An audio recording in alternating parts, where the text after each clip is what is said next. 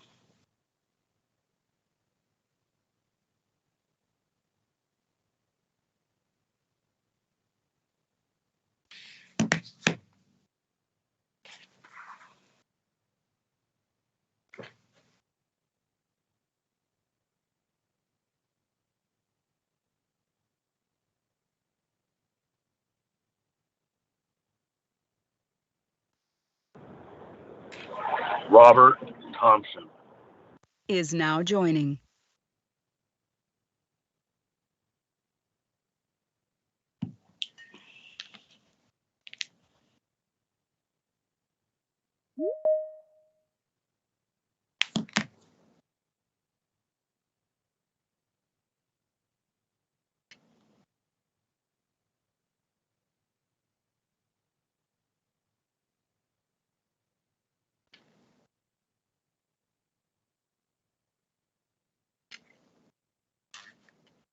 Sarah, is all the board present?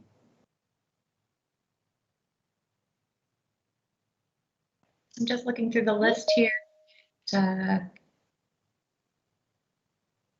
Does look like they are all present now. I don't see Miss Strawn. Oh, there she is. Yep. Yep. Yeah, I'm here. Well, good morning, everyone. I would like to call the meeting of the Barrie Police Service Board to order and begin our meeting with our traditional land acknowledgement. The Barrie Police Service acknowledge this sacred land has been the site for human activity for 15,000 years. This land is the territory of the Huron-Wendat and the Anishinaabeg Nation. We are dedicated to honoring Indigenous history and culture. We also recognize the enduring presence of Indigenous peoples on this land and are committed to moving forward in the spirit of reconciliation and respect. Miigwech. Before I introduce our guests, I'll entertain a motion to approve the agenda that was distributed in advance. So moved, Chair. Mr. Khan, Mayor Lehman, all those in favor? In favor. Are there any declarations of conflict of interest any of the members would like to bring forward with respect to the agenda? Seeing none, the minutes of our open board meeting of June the 17th, 2021 were included in the board package. Entertain a motion to approve those minutes. Mr. Khan? Mayor Lehman? Any discussion with respect to the minutes? Seeing none, all those in favor? In favor. Great, they're approved. So moving on then with our agenda, we have a number of special guests that have joined us. I wish it was in person, but under the circumstances, that's not the way things work. Maybe Chief, you could give us a brief introduction of those who have joined our open meeting today, please.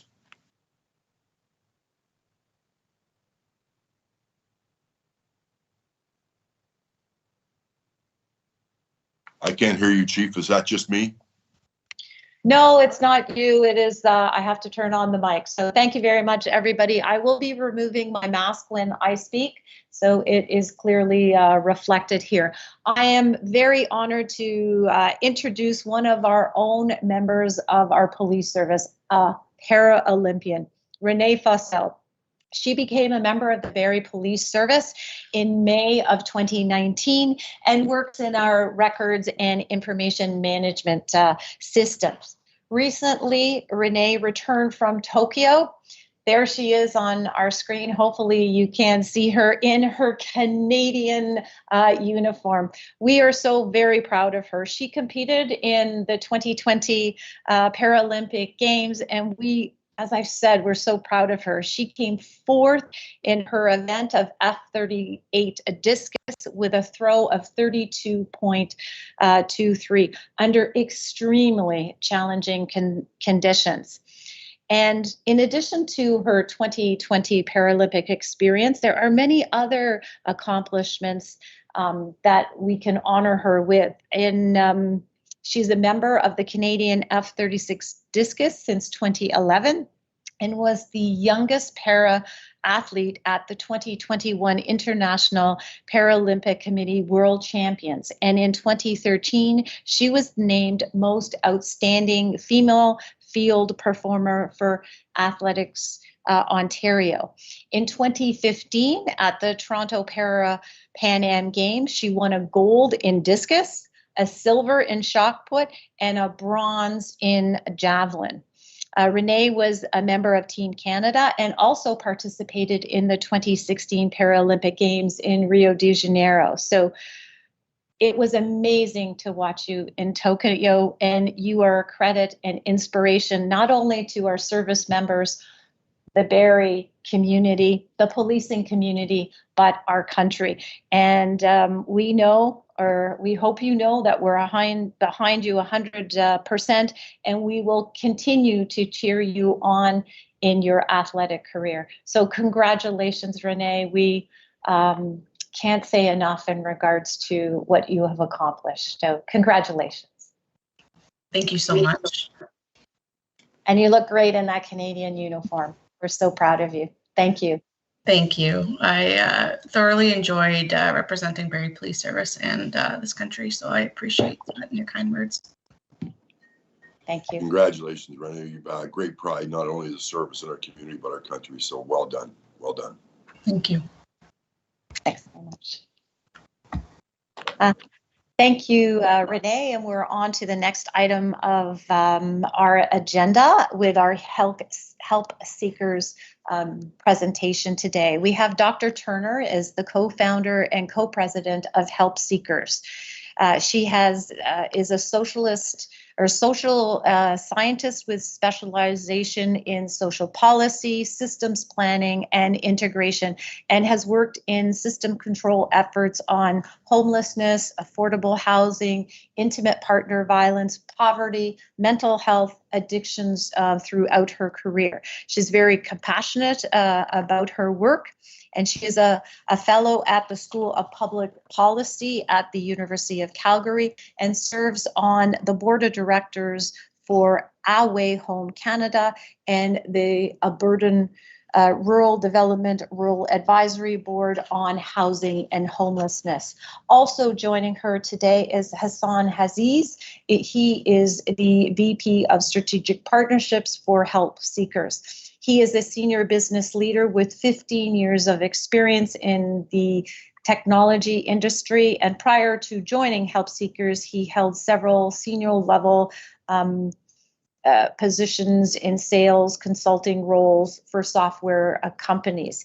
He also serves as an advisor capacity for a group of technical focused businesses. He has a business degree from York University, and he has participated in other education programs at Harvard and MIT. So welcome to the Barrie Police Service, and we look forward to hearing your presentation, and you will be sharing a PowerPoint presentation.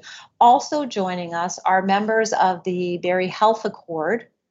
This is a new initiative under the Community Safety and Wellbeing Plan, and they have been invited to participate as observers on your presentation. So thank you very much.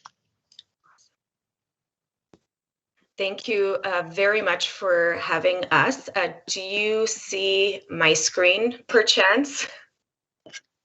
We do have your screen. It is not in the slide presentation mode as of yet. It's just loading, and we do have it. Thank you.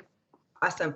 Well, thank you so much for having us today. And that was a really kind introduction, probably the kindest we've had in a while, but still makes us feel quite inadequate after an Olympian. So we'll do our best. The reason we were invited to present to you today is to talk a little bit about our work in terms of the social impact audits we've been engaging with different police departments on across the country. So we thought it might be best to just start with the 101 on this, because folks are not necessarily familiar with what a social impact audit is and why police boards and health boards might have an interest in this. So we'll start there, and then we'll make sure we got lots of time for questions with y'all. We are joining you, I'm joining you from Treaty 7, so Census, aka Calgary, Alberta. And I always have to apologize for our horrible case numbers that make the national news. We are now in 100% lockdown once again. So a little bit about us. And we are a social innovation and technology firm based out of Calgary, Alberta, like I said, but we've got team members all over the country. And Asana is somebody that's closer to your neck of the woods in Ontario. 60 staff, we specialize in providing digital solutions and data science solutions, social innovation to decision makers like yourselves, but also service providers and end users, so help seekers themselves. Our two big partners are Canada's Digital Technology Supercluster and the Canada Mortgage and Housing Company. So that's who's been our biggest investors in bringing some of this work to scale in Canada for sure. A bit about this context for having this conversation too, that across Canada, what's happened over the last, since really the inception of Canada, the way we've structured our social safety net has become quite fragmented over time. The way that we've been offloading some of the service delivery in Canada especially around social issues, has been to essentially have contracted services. And while that's an amazing way to go if you want to be effective and agile, when you stack it on top of each other, it has become quite a jumble of confusing mess. So in Canada, our work has mapped about 280,000 different services across the country.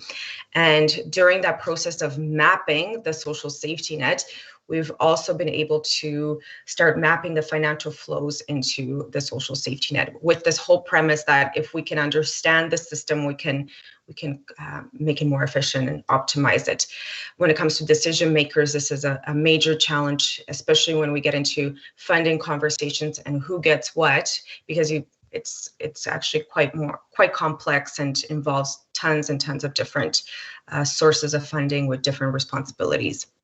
A bit about what we do in terms of solutions, and we'll focus on the social impact audit, but the big work that we've done with Government of Canada is to create a dynamic inventory of all of these thousands upon thousands of services across the country, and then to flip those over into help navigation apps so that end users can access these 280,000 services. So that's already in the ecosystem, if you will.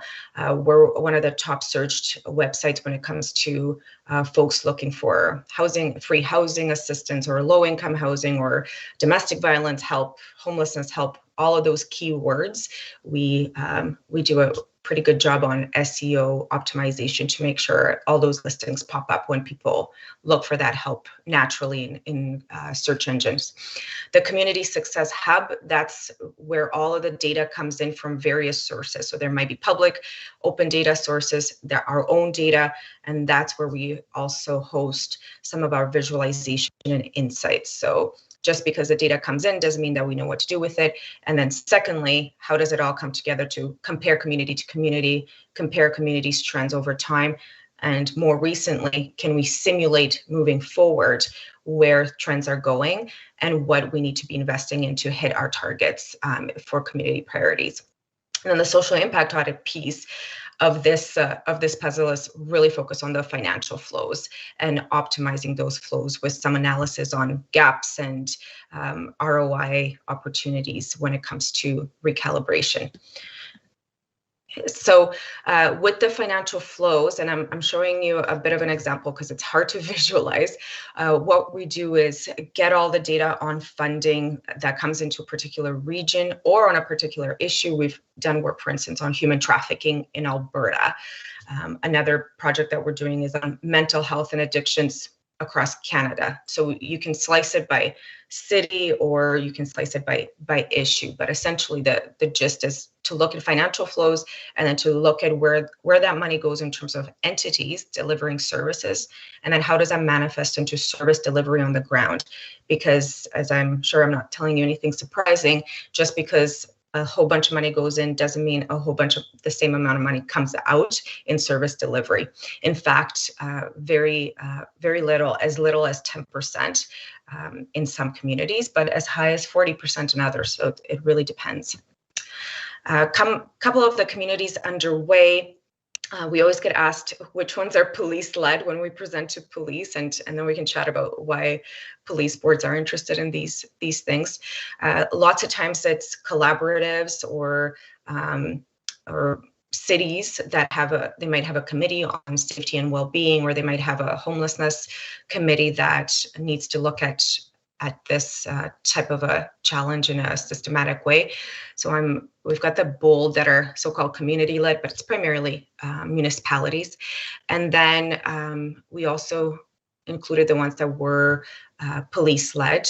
And that's primarily because somebody had to start, somebody had to take that leadership to get things going. And sometimes communities take a long time with some of this work, especially when it's a little bit more disruptive. So sometimes we have kind of that first on that gets everybody to the table, and sometimes police just seems to fit that bill. Jurisdictional matters, and I just wanted to give you a bit of a sense of one of the sources of the data. Sometimes there's as many as 20 sources of data that comes to an analysis, but even with charity revenues across the countries and social charities as a percent of that. The whole point of this slide is not to kind of dive into who's getting what, but just to show you the variance at a provincial level.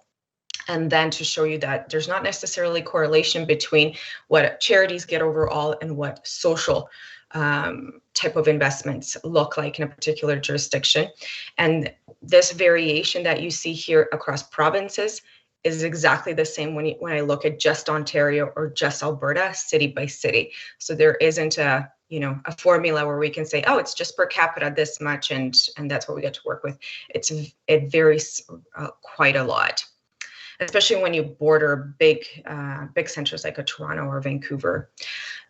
What does this look like in a community that's done this? And Edmonton, we like to use the case study because they were first out of the gate, and it was a really, really fun experience working with Dale McPhee in Edmonton. So for them, the results, if you will, around social safety net analysis were the $7.5 billion per year that were going into social safety net related activities. Now, in the international body of literature, they only really count direct to client supports, so your disability payments or your social assistance payments, what we do is say, like, that's great and that's an important part of it, but what about all that service delivery through nonprofits, through charities, through government services, even through first responders that do quite a bit of work when it comes to mental health, addictions, and homelessness as well. So we can't stop at just that direct to client work. And as you can see here, 60% of that 7.5 billion was actually coming through this other mode, through the nonprofit, charitable, and public sector delivery modes. What's also still interesting is that while there's quite a bit of stuff that we were able to locate, there's so much more unknown still. So we're honest that this is a moving target, and we can say there's at least $7.5 billion, but we also know that there's much more that we weren't able to track in this case study. So the conversation there has been, and the context of it was, in Edmonton, they were looking at moving $11 million from police budget to address social challenges during the defunding the police conversations. And as a social scientist that's worked in this for 20 years, my first reaction was, okay, but you know you've got 7.5 billion that is not optimized, so where is this 11 million going to go to really make that difference when you've got 7.5 billion? And let's go even further. Let's look at just charitable dollars that we know are going into things to do with mental health, addictions, homelessness, which we know that's a major pain point in many communities.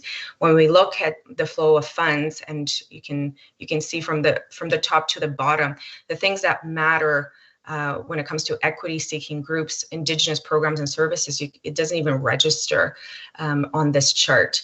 So let's just look at that 1.1 billion. Where is this 11 million going to go that it's going to make that major impact? If we want to have the conversation about money, let's have the conversation about money 100% and with all the facts. So the trick, of course, is that it's much more complicated than moving money around. It's about doing work very, very differently. So if you're thinking, how does this work? What does this thing look like? It's about a 4-month process that we undertake. So there's startup work, there's data collection, wrangling of the data, and that initial insights analysis, working with the community to understand how this jives with what you know about what's happening in your community, and brainstorming some of those insights with you, and obviously with our team that has done this a couple dozen times now, and then some recommendations for the consideration of the community to move forward in that systems change effort. A couple of the funding challenges that we see across the country. If this is of interest, we can go more in depth, but doesn't matter where we work, the funding streams directionality, the money going in, out, and about, and people just losing the thread. And when you lose the thread, you lose line of sight to impact as well. That's a major challenge. The politicization of this work is a huge challenge, and how money decisions get made when we're talking about billions of dollars. When there's money, there's politics, of course. And then this consistent lack of transparency across the country. It's hard enough to trace the money. It's even harder to trace impact and ROI. Key performance indicators are very much lacking. So that's some of the recommendations that we put forward is to do with that. Yeah, I mean, you can probably guess the rest. And maybe I will put it here to discussion, just so that we have lots of time for this instead of me blabbing at you. So I will turn it over back to y'all. Thank you very much. I'll open the floor to any questions that anyone may have or comments. Mayor Lehman, and then Arif, please. Thanks, Mr. Chair. Thank you so much for the presentation. It is very timely as we're looking at exactly this issue of mapping our supports in the community, understanding where the gaps are, and whether, and I think the funding piece is very, very powerful. But to me, the most powerful thing is measuring outcomes. And I guess my question is, you put your finger on the difficulty at the end of doing that, but could you give us a little bit more on how you attempt to provide that assessment of outcomes? For example, we have a supportive housing project here, which was a motel that was converted. We were trying to, or still are trying to do, an assessment of pre and post in terms of outcomes for the residents. How many times did they interact with the police service? How many times were they transported to the hospital ER? What were their personal stories? And that's qualitative and quantitative research. And that's just one small piece with 22 residents. So if you're operating at the systems level, I'd be very interested to know how you're tackling that issue of identifying whether we are getting a return on investment, if we want to use the business terms, better outcomes for our residents, if we want to use more human terms. Yeah, no doubt. Yeah, that's a awesome question. So the analysis at the program level, that's usually done through program evaluation work and systems performance analysis, for sure. And then what we're talking about is the layer on top of that. So the way it usually goes down in a community that's on this journey is, and it doesn't have to be us, or you guys probably have lots of experts on the ground, but essentially you have a systems analysis to tell you how big the pie is. And the reason I say that is because you're, and I used to run permanent supportive housing, so we can have an offline conversation about performance with 22, like that's super easy. But at the systems level, what we found, and I was running the Homeless Foundation, so we had $40 million that we were overseeing in Calgary. And I thought it was a huge deal. And I thought I was going to end homelessness. And we made lots of progress, right? We made tons and tons of progress. But what I also found through this work is that I was 2% of the homeless system. So my $40 million and my micromanagement of that was great. I had really good KPIs. I was tracking every client, but the trick was that I was 2% of this bigger thing. I had organizations that I was funding that had bigger budgets than I did. So how am I going to go in there and have a conversations about performance when they're like, well, you're $2 million, I'll just go get it from the government directly because you're a pain in my butt with all your KPIs. So that's not answering your questions. It's just to say that there's quite a few layers to it. So this stuff that we're talking about is to understand how big is this thing that we're trying to move the needle on, because none of your downstream problems are analyzable or fixable if you don't understand that bigger context. You need to know where you fit into it. Municipalities are primarily in that 1% to 4% of the social safety net. So municipalities have a lot of play, but in terms of control over funding and ROI, you're actually a very small player. So what teeth do you have, or what power do you have to influence the rest of them? That's the trick. So how other folks have done it, and I'll tell you, because we're chatting with police. In Edmonton, it was the same situation. So what we ended up recommending, and jury's still out if this is going to work or not, because we can't just, well, you're going to be broke just hiring consultants to evaluate all your programs. If you've got thousands in Barrie, I can already tell you there's going to be lots. And it's, again, having worked in this sector, I can also tell you how easy it is to fake those assessments. So that's also a major challenge. In Edmonton, what we ended up doing is in observing what's happening in that community, and Lethbridge too, we were watching the police in a command situation, and they were referring the really high acuity complex needs clients. And we kept saying, like, if you're taking mental health calls, you should refer to mental health. They were doing it over and over and over again. And those calls did not get picked up. Nobody came. And lots of reasons. Oh, we don't work at that time. We're super busy. Oh, that guy is banned from our facility. Anyway, you name it, right? But you've got billions of dollars sitting there, and then you've got calls for help from police with mental health and social issues, which is what we're calling them out for not doing well. And there's clearly something glaringly amiss.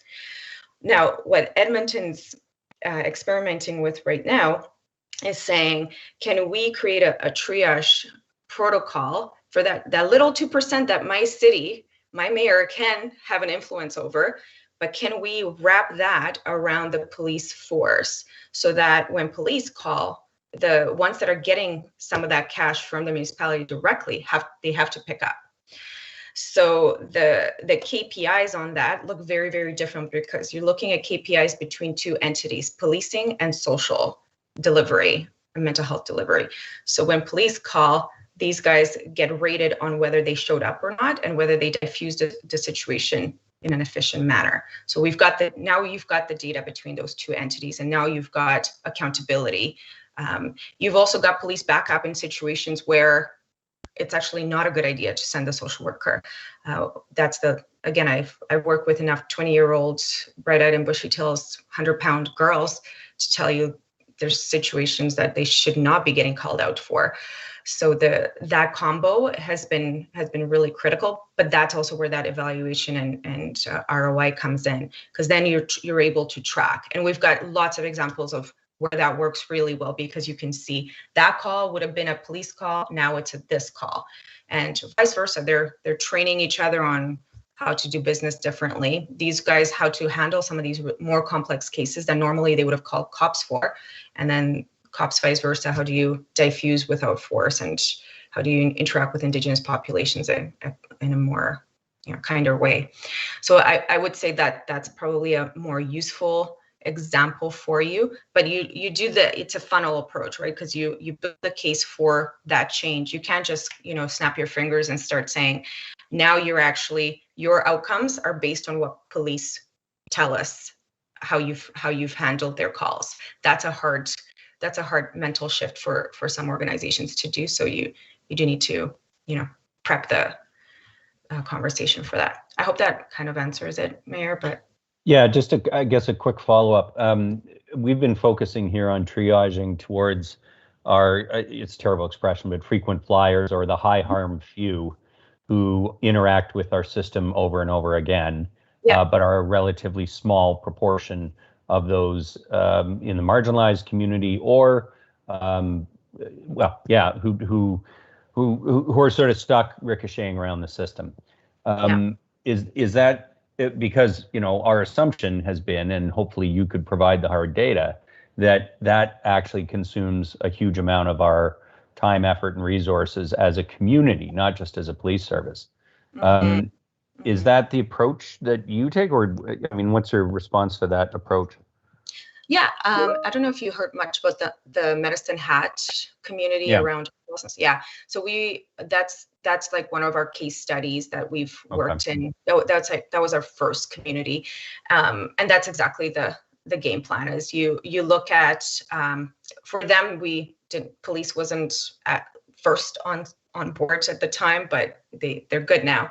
But at the beginning, essentially what you do is you take your list, your policing list of frequent flyers. I bet you it's like 20, 30, max 50 for you guys. Probably not that high. Oh, just a second.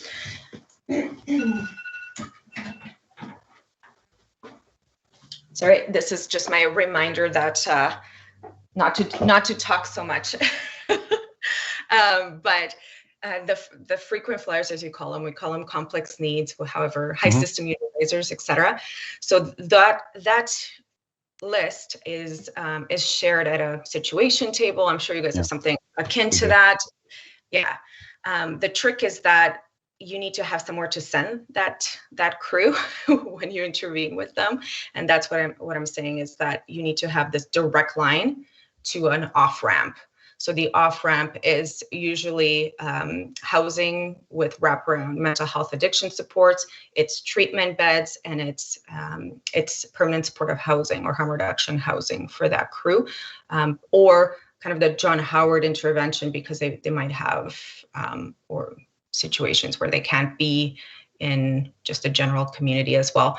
So it's not just about the list of people, it's also the list of spaces that you have in your system to make that match happen in as real time as possible.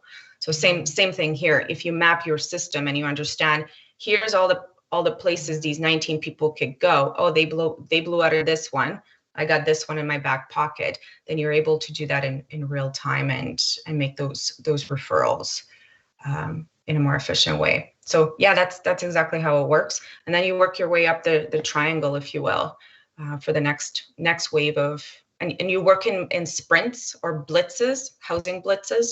So you say, okay, this month we're going to do this 10.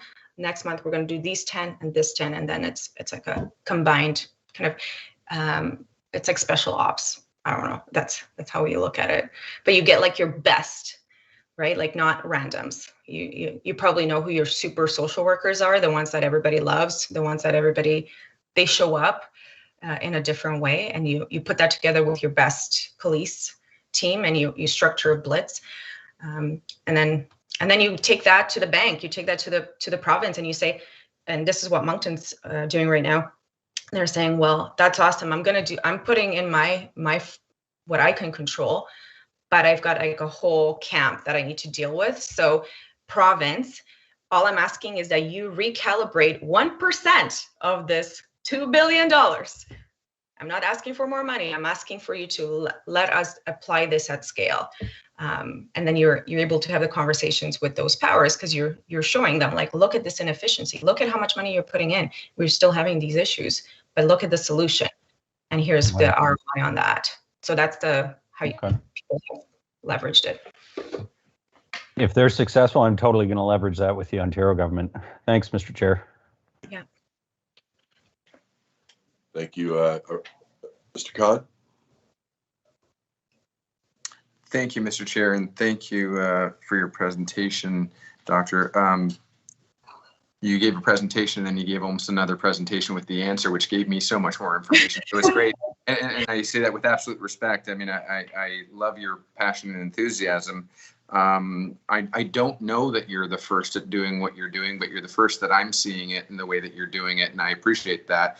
The data and the evidence is, well, first of all, it's staggering, but it paints a completely different picture. My question to you, given that if it wasn't for the humans, your job would probably be a lot easier, is what's your goal? Like in terms of a short term, now that you've got this data that you're aggregating and filtering and dissecting and beginning to understand, knowing that there are so many different entities. I went on your website and I just typed in City of Barrie, and the first one came up with about 468 different service providers. Yeah. All who have their own board, their own mandate, their own documents, their own policies, etc. So many disconnects, so much ego, likely self-preservation is there as well as part of the discussion. What's your goal in the short term? How do you turn this into something that we can see that outcome that you're looking towards? Yeah, I mean, that's the $1 billion question, a couple $1 billion question. My goal is it's much more tangible than that. I came from a family that went through this stuff. I lost my brother to fentanyl last year, and he was one of your frequent flyers. So I've been through the system myself: child intervention, homelessness, immigration, refugee, and I have a kid now, and I'm like, well, I'm not letting him inherit this. So my role is to creatively bring a different perspective to this and arm the champions that are also committed locally to doing things differently to help you get that conversation going. And if we have enough of this, and we're definitely seeing that, enough of these conversations happening across the country, it's hard to ignore. I mean, I've been talking about this $1 billion industry for many, many years, and it's finally kind of resonating with people that you have to be disruptive to it. You can't assume just because at face value something is supposed to be doing something good that they're doing it well. So my goal in the immediate term is to start the conversations. I would love to get a community to where Medicine Hat is in the short term, because I've done it, so I know what to do.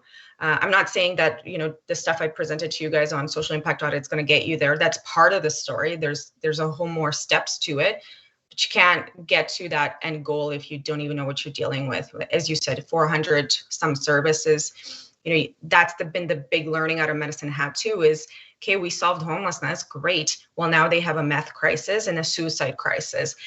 So, and the learning was, well, we can't lose sight of this bigger ecosystem, and we can't just disrupt issue by issue. We actually, yes, we can, but we need to do it, and we need to have the next thing and the next thing, and it's got to be an agile response and to this. And the work is never done, but if you're pushing in this direction, it's always going to be better.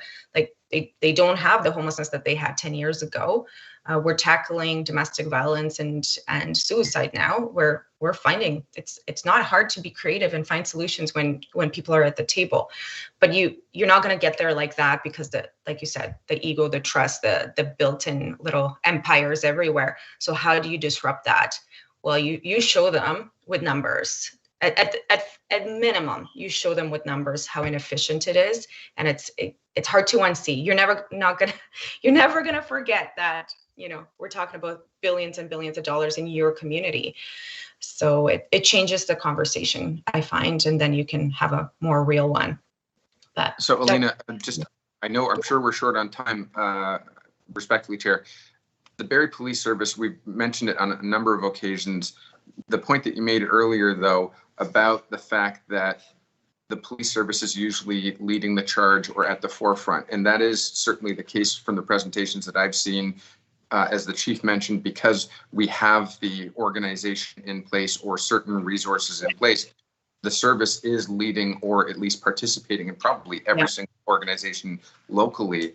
But that necessarily isn't sustainable, and we may not be the experts in it. So how does an organization like ours and a city like ours either provide you data or receive data and participate with you to make measurable change, and really alleviate an organization that is doing what we need to do because we know it needs to be done, not because we can technically afford, use that word however you want, to be able to do what we're doing.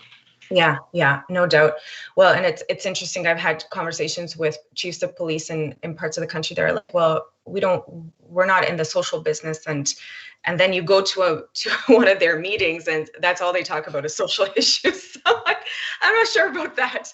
I mean, you may not want to, but you're the bottom of the social safety net when it comes to certain populations, and as a social person, I see that as my failure, right? I see that as all the points of interventions that were there, that these folks should not be on your caseload, but they are. So how do we move that back out into these spaces, knowing that they don't pick up the phone when you call? So you have a vested interest in starting this conversation, and for sure that's why police services have started this stuff, for sure. How do you do it? Well, I'll give you the example of two examples. Dale McPhee in Edmonton is like a, pardon my swearing, Chair, but he's a shit disturber, and he was like, somebody needs to start. He was in his role for 3 years or whatever, and nothing was happening. He wasn't getting anywhere with the social sector, and he's like, I'm just going to rip the Band-Aid off and I'm going to take the heat. And he's in some ways made it easier for everybody else. Because he was out first. And then you've got the chief slowly from Ottawa Police, who's saying, I'm going to start, but I'm going to bring this sector along with me. He's like, I'm not going to show all my cards, but I'm going to start dropping and socializing that I'm doing this, and I'm going to bring key players along with me. So when we go out with this data and have a report party about this, it's not just me standing there, it's me and the social sector leaders that are saying we need to do business differently because this is not sustainable for any of us. So that's been how he's approached it, if that helps. Okay. Thank you. Any other questions from the board? I have one, if you could respond quickly, Dr. Turner, just because of time. We're using the words disruptive and change, and that usually costs money. And we're talking about our budget somewhere in the 1% to 4%, at the municipal level. Change costs money. You use the word bank. Who's going to fund the change? Who's going to fund the change? Well, are you asking like a report, or are you asking the actual system transformation part of it? No, your experience. Yeah. So change is going to cost money. Yeah, you can shift dollars around, but you can't. You still need to invest in order to do that. Where's that money come from? In our experience, we've been successful in recalibrating existing money. I'm not saying that that's going to be the case every time. I'm just thinking like Lethbridge, City of Lethbridge, we were able to convince them to basically cancel all their social service contracts and start over again. So at the municipal level, you can. Yeah. That's the closest one to it, because that's also where the police is closest to the ground, and yeah, for sure. And then you work your way to the province. I know province is a pain to move, but if you get the city on board, that's a really good start. Yeah, obviously, and that's we're part of our health accord. It's the police service, it's the city, it's the county. There's a lot of players that have to be a part of and buy into and agree to make that change. So, well, on behalf of the board, I'd like to thank you for coming forward this morning and give us a presentation.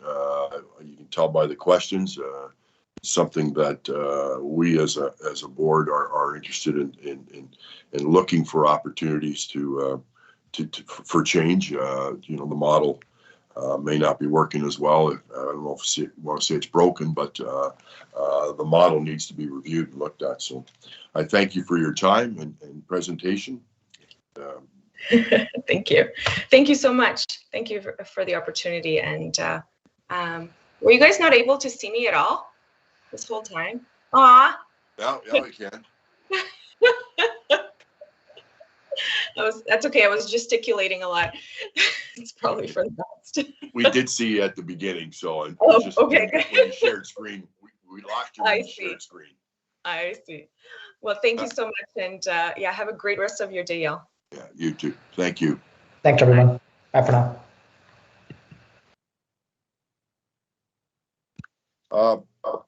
Carrying on then with our agenda, we have 3 items in our consent agenda: staff acknowledgements, public complaints, and a budget variance analysis.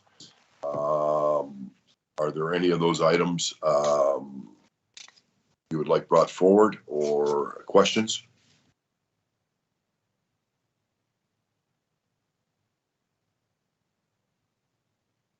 Seeing none, a motion to receive the consent agenda items. Mr. Khan? Mayor Lehman? Any further discussion? Those in favor? In favor. Don't see any opposed. Got a couple of annual reports. Chief, maybe I hand it over to you to introduce. I don't know if it's going to be Nicole or who's going to present that to us, please. Thank you very much. I am here to introduce Nicole Lees. She is the manager of our records and information management systems for the Barrie Police Service. She has 2 annual reports that in the past have been provided to the board. So she will provide a brief overview, but the documents have been included in the board package.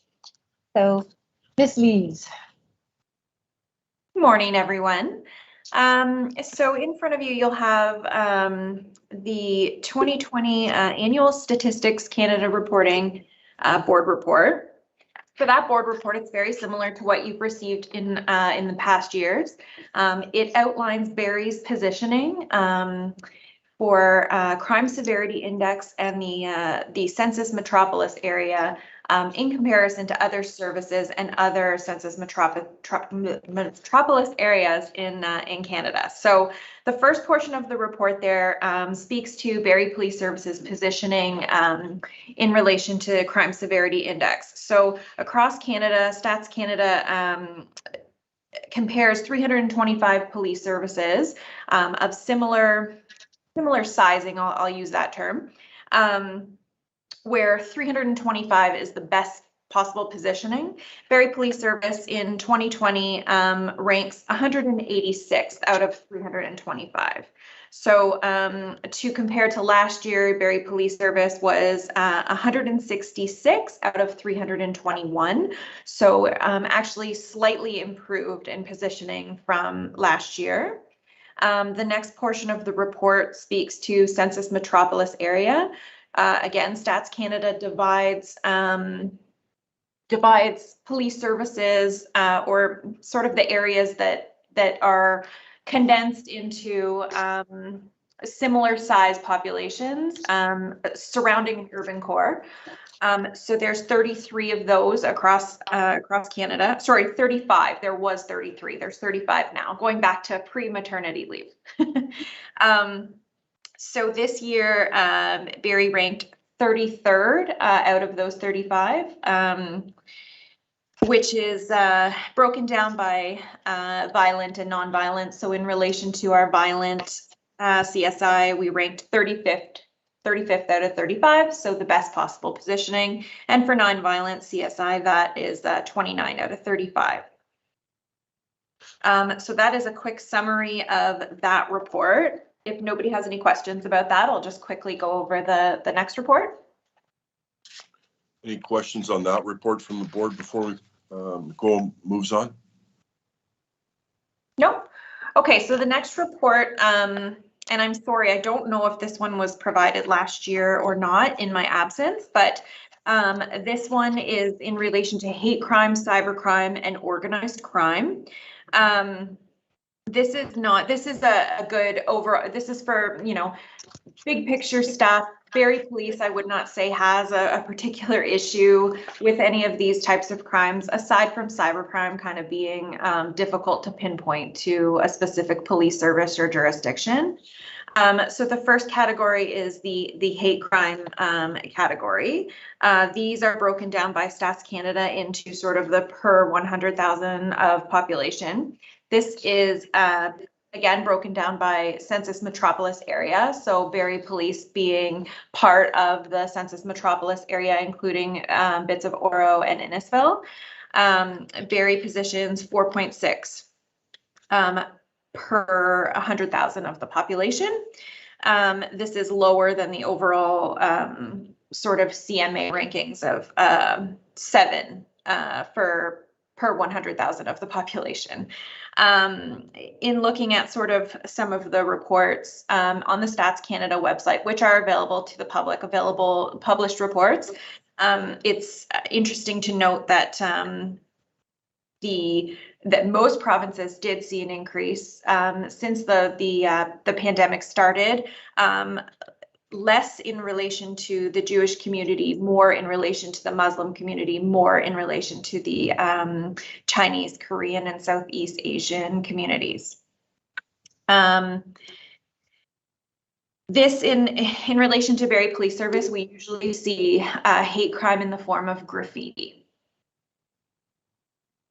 Moving on to the cybercrime section of the report. Again, broken down by 100,000 of the population. Barrie sits at 107.4.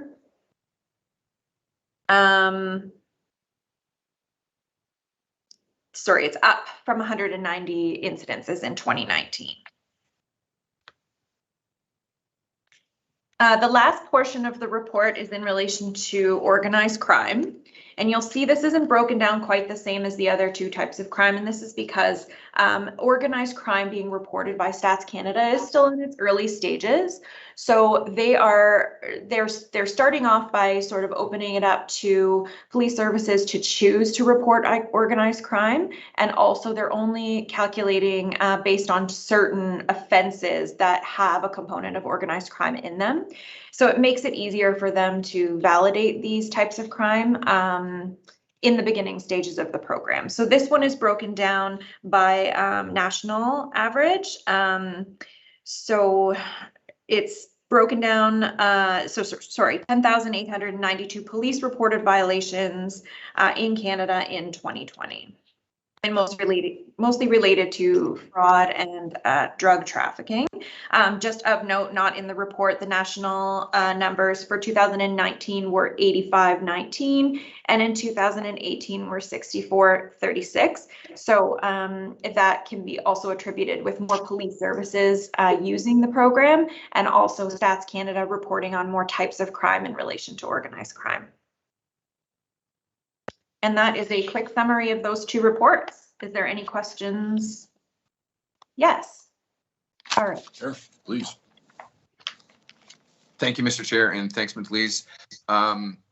Quick question, just for my understanding, with regard to organized crime and your report, does source of, for example, the organized crime unit, the organization themselves, does their source make a difference to us in terms of, are they originating out of Barrie as an organization versus originating out of Toronto, but just doing business in Barrie? Does that make a difference to us? It would be captured either way in the statistics. So it is, your point is absolutely right. It is a very difficult type of crime to pinpoint. We would be marking it in our system from a technical standpoint. We would be marking it in our system as organized crime or suspected organized crime, regardless of where it originated from or where it ends up. So if it's something that gets reported to Barrie Police and we identify it as gang related or something like that, even if that were to be referred to another agency, we would still mark that as organized crime. So we would hopefully be capturing, both reported types of crime to Barrie Police and types of crime that would be referred to other agencies like the OPP or Toronto Police or something like that. So, and as mentioned, it's a program that's very early in the way that they're looking at capturing this data. So I foresee more more specific parameters coming over the next years as we gather this type of data to sort of be able to specify where incidences are going after they come into police services. So right now, as I mentioned, they're only capturing certain types of data. So it would be hard to look at the numbers that are being provided on a national scale and kind of be able to pinpoint where those are coming from and where they're going right now. Thank you very much. Follow up for later, Mr. Chair. Thank you. Any other questions for Nicole? Seeing none, thanks very much, Nicole. Thank you. Appreciate your presentation. Back to you, Chief, for your update, which was provided, I think, last evening, and I assume you'll share on screen as well while we go through.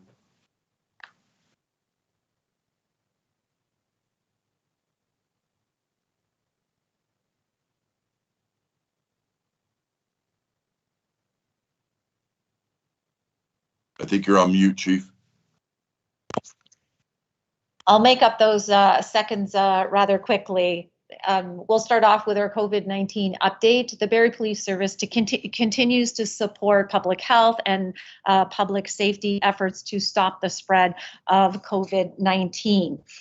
We know as a community that as of September the 22nd, there will be additional legislation coming in that will require members of the public to show proof of vaccination in selected settings. We will continue to work with public health, municipal law enforcement officials, and other provincial agencies as the community adapts to this new legislation and it rolls out. From community demonstrations perspective, we have had 2 demonstrations in the month of September, the first occurring on September the 1st, followed by one this week on the 13th. They have been focused around Royal Victoria Regional Health Centers Center, and we have been working very closely with the management team and the response that we provided to the community. The first demonstration involved 300 individuals. The most recent one, probably at the peak, we had 40 individuals.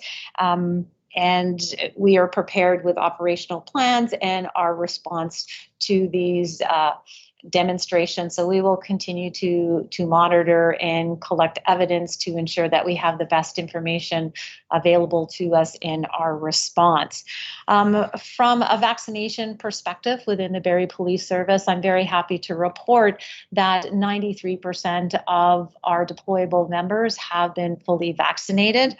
And we that is well above the provincial average. And so we are in a very good position as we respond to concerns and calls within our community. We continue to work with the ministry, our Ministry of the Solicitor General, in regards to our response on a vaccination policy. And we still continue to work with the recommendations and the directives provided through our own Simcoe-Muskoka District Health Unit. The next 3 slides that we have here are a snapshot of incidences per month since our last board meeting we had. But instead of going through each month and focusing in on the significant events that have occurred, I'd like to focus in on last Saturday. We had 7 major incidences that really were resource heavy, but we were able to continue with our business continuity with almost just over 330 additional calls for service during that time. So I'll just highlight a few things. So if we look from 12 noon on Saturday to 12 noon on Sunday, the first major event that we had was a sudden death investigation where a female collapsed and stopped breathing. She was transported to hospital, but tragically she was pronounced deceased shortly afterwards. So we were responsible for communicating with the coroner. We had to hold the scene for several days, and we utilized our investigative and forensic identification officers to complete this investigation.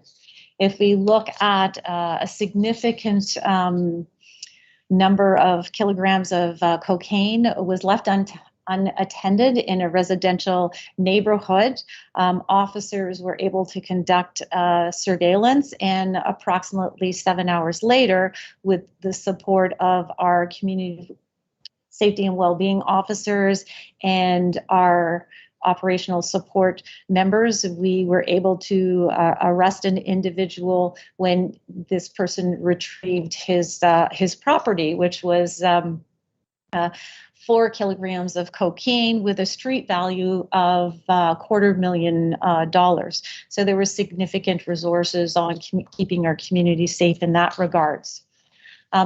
We know the importance of conducting missing persons investigations, especially those that are suffering from cognitive limitations such as dementia. We were involved in a missing person search with our search masters, our investigators, and our frontline officers, but we were able to locate the missing person, and she was returned to her place of residence. We also assisted the Toronto Police Service with a high-risk search warrant at a residence following a seizure of a number of firearms by the Toronto Police Service. So our tactical support unit did help with a plan and execution of that search warrant. So we had our tactical commander, our tactical response, and an incident commander along with our K9 officers responding to that. In the early morning hours, we were involved in a collision investigation where a vehicle crashed into a residence and caused significant structural damage, and the driver fled on foot. We were able to set up a perimeter, and our K9 tracking commenced. But the fleeing driver eventually turned himself into police, and he was arrested with impaired and failing to remain at the scene of an accident. We also moved on to another morning investigation involving a stillborn and emergency run. Paramedics did contact us as they had some concerns about this event, and we did an emergency run, but also our investigators and forensic identification officers were required to protest the scene. But while tragic, there are not any significant suspicions in this incident. We also had an individual that was in mental health crisis, and we had to respond with our crisis negotiator, incident commander, a significant number of our frontline officers, and we were able to negotiate with this individual, keep her safe. But it extended over multiple hours, but she was able to voluntarily come down from the roof and not take her life, but she was transported to hospital to seek the assistance that she requires. We spoke about guns and gangs activity with the report that Nicole Lees provided to the board, and I can say that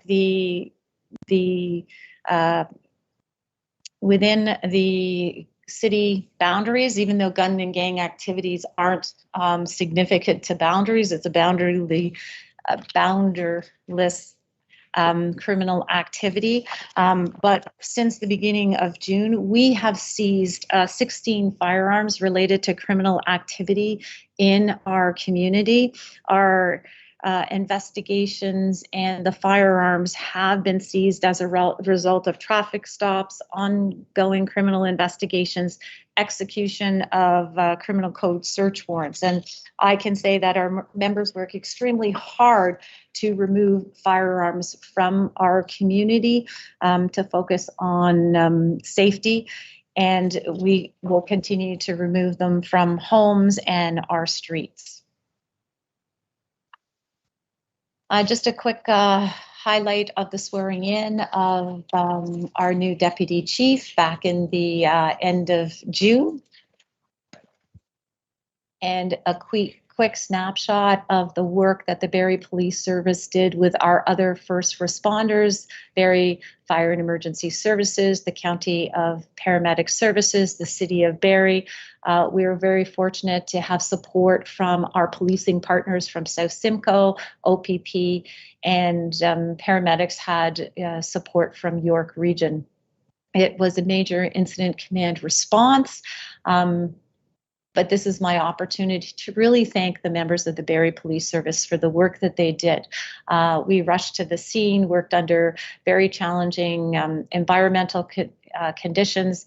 People wanted to help, and I think that's one of the core things that we do as a police service. So great job. We remained there for several days, and I know that our community is still recovering from this event. And when we continue to see environmental alerts, it raises the concern in our community, and we know that we're able to respond if there was to be another event like this in our community. Also during the summer, on September the 7th, the Barrie Police Service led a collaborative joint forces policing initiative called Project race. We worked with the OPP and York Regional Police Service, addressing some of the concerns that have been raised by our community in regards to noisy motor vehicles. We were able to issue a total of 57 Part 1 offense notices, focusing on mufflers, unnecessary noise. There were some speeding tickets, but we were also issued 6 notices under Part 3 for drive while suspended, no insurance, and operate unsafe motor vehicle. So significant impact on our community and our strategic plan focusing around road and pedestrian safety. When we speak about safety and the important role that Amber Alerts have within our community, on September the 7th, in the history of the Barrie Police Service, we issued a Amber Alert to assist in the location of a 3-year-old girl that had been reported missing by her caregivers. The Amber Alert did assist us. It went across the province, and we actually located her in the city of Guelph, and she has been safely returned to her guardians in Barrie. We've already heard and seen Renee and her accomplishments as a Paralympic athlete. And we had the opportunity and we're successful in a couple of grant applications through Firehouse Subs Public Safety Foundation. In 2020, we weren't able to celebrate this, but we received a grant that funded a all-terrain terrain vehicle that you can see in this picture. And in 2021, we were successful with our grant where we were able to purchase a remotely piloted aircraft system, or what we all call drones. And this will assist us in our scenes of crime investigations, motor vehicle collision investigations, and searching of missing persons. In support of the City of Barrie's Community Safety and Well-Being Plan, in 2021, we identified and introduced the position of Community Safety and Well-Being Officer, and we are currently in the midst of a pilot project and will be providing an evaluation of our Community Safety and Wellbeing Unit initiative. But part of that initiative includes a postcard survey that Officer Brooks is issuing and responding to, whether it is a problem that is identified in the community or based on one of the City of Barrie councillors' complaints. And the results will provide awareness for ourselves and what actions and approaches that we need to do to identify high-risk areas or high-harm individuals, supporting community safety within our community. The last slide is really just a very, very quick snapshot of some of the other things that the Barrie Police Services have been involved in, whether it is supporting equity and diversity in our community through truth and reconciliation training for our members, supporting Indian Independence Day, or some of the work that we are doing in training in partnership with the Canadian Association of Chiefs of Police. We have spent time on our budget deliberations, and we will be submitting our budget to the City of Barrie at the beginning of next month. We had some new recruits for special constables, and it's very nice to see that we're able to engage face-to-face in a safe manner with our community, supporting some of the charities that we work very closely with. And the most recent one was this weekend with Walk a Mile in Her Shoes. Thank you very much, board members. Are there any questions in relation to our presentation? And I had my mask on and I realized I'm not sure if it was muffled. No, it was excellent, Chief. Thank you. Yes, any questions on the Chief's update and item 14 in our agenda, community concerns? Mr. Khan, I saw you had your hand up. No? No, sir. It was just saying I could hear fine. Thank you. A quick question, Mr. Chair. Yeah, please, Mayor Lehman. Tons in that, Chief, and thank you very much. I think just as a comment, Mr. Chair, we've been searching for ways to do recognition for all of those, both within the city family and the community who helped with the tornado.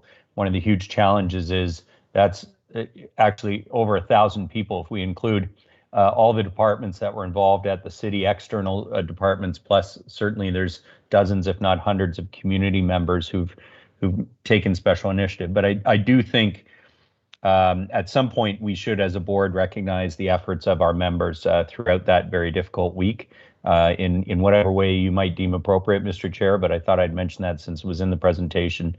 My specific question, Chief, was around Project Erase.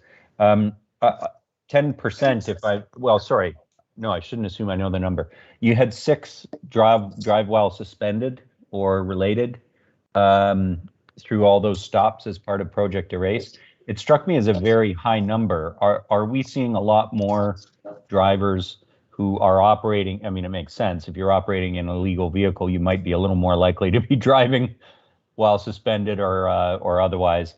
Is this a substantial increase? Like, is this a number we're seeing a lot more right now?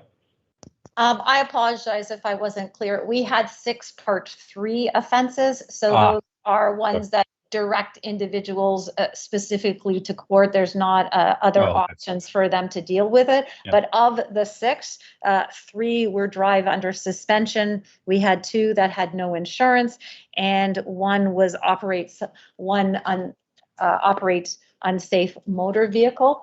We do continue to have initiatives that focus on individuals that are driving under suspension, and we work very closely between our traffic unit and our frontline officers, as this is a safety concern within our community. Yeah, that was mine as well. Okay, thanks. Thanks, Mr. Chair. Anything else from the board for the chief? Mr. Khan, please. Thanks. Quickly on the noise, Chief. Where does the service stand on? I mean, I recognize there's straight pipes and all that stuff, which is modifying, but we've obviously got some performance shops in town that I presume are operating legally and selling legally acceptable products. I don't know what the rules are around, if a toy comes into Canada, it's assumed that it's tested for safety, etc. If people are modifying their vehicles at licensed shops, are they, what's the service's position on it's loud, but it was legally installed, sold? Do we care? Well, any concerns that hits our road safety initiatives, that's something that we'll follow up on. So our traffic services follow up and do have professional relationships with the individuals that are in this industry. So we do focus in on the legal versus illegal modifications to our vehicles. And I know that it has created a lot of debate within our community. And we just ensure that we are enforcing things as appropriately they should be. Great answer. Thank you, Chief. Chief, just a comment, and it's fairly quite consistent with Mayor Lehman's. I've received a number of comments with respect to how the service responded to the tornado. So, clearly the public feels that way too. So, I just wanted to first of all advise you of that, and two, to congratulate the team, and I will follow up with the mayor's suggestion of some type of formal acknowledgement on behalf of the board for the work done by the service above and beyond the call of duty. So any other questions or comments from the board for the chief? Seeing none, next meeting is the 21st of October. Entertain a motion to adjourn. Mr. Khan? And I think we were going to, I thought maybe we'd go back to the closed. but seeing that we've got 6 minutes, I'm not sure that would be enough. So we'll add that to our next meeting. So thank you all. Thanks for the work done by many, a long set of 2 meetings done today, but there are always some catch up when you meet in September after the summer. So I want to thank everybody for the hard work of putting everything together and wish everybody a great day. Thank you all. Thank you very much. Robert Thompson. Is now exiting.